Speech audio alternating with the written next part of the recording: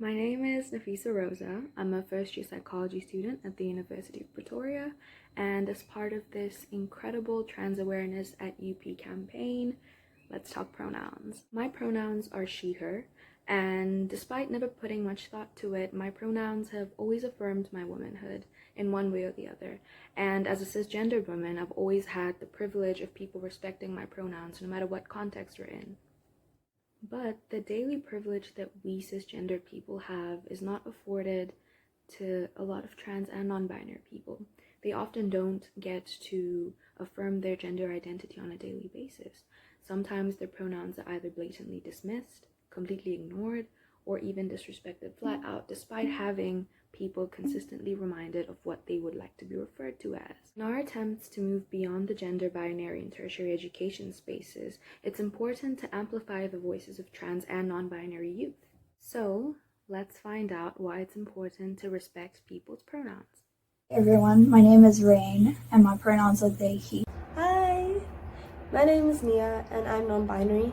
My pronouns are they, them. Hello, my name's Theodore. I'm a trans man and I use he, they pronouns. It may not seem like it's that big a deal, but my pronouns are important to me. And while to other people they may just be a way of referring to me they're actually the result of a 7-year-long journey in discovering my gender identity. So they mean a lot more than most people think they do. And they make me feel confident in myself and how I present myself. My pronouns mean to me that I can be seen by the outside world how I feel on the inside. Because they make me feel respected. And I can be accepted for who I am. And that's really important to me, because that's something I've struggled with for a long time.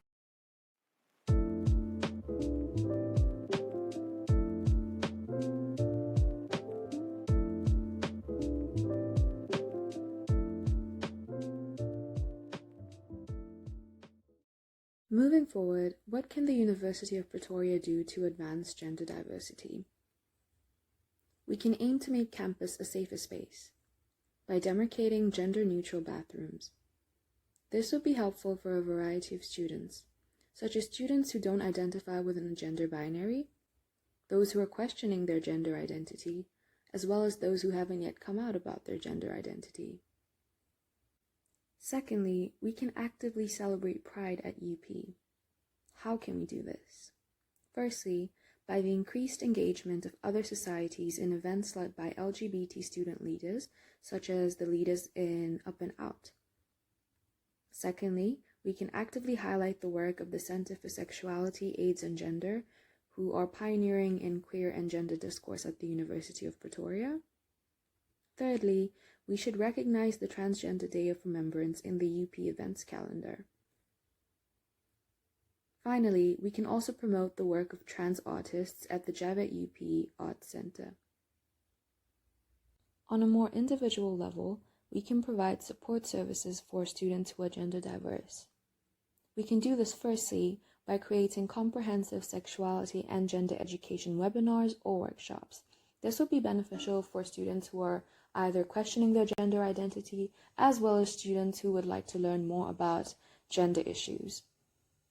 Secondly, we can provide counselors that specialize in gender identity issues, or train the ones we currently have. And finally, if the resources allow it, the provision of safe gender-affirming resources to trans students, especially those who can't afford resources like binders or packers. And finally, thank you to Rain, Nia, and Theodore for being part of this project. I'm so honored that you shared your experiences with the UP community. Change often takes time, but it's initiatives like Trans Awareness at UP that take a step forward in fostering growth and acceptance of our diverse staff and student body. So thank you, UP, for being a leader in creating an environment free of discrimination based on gender identity and expression.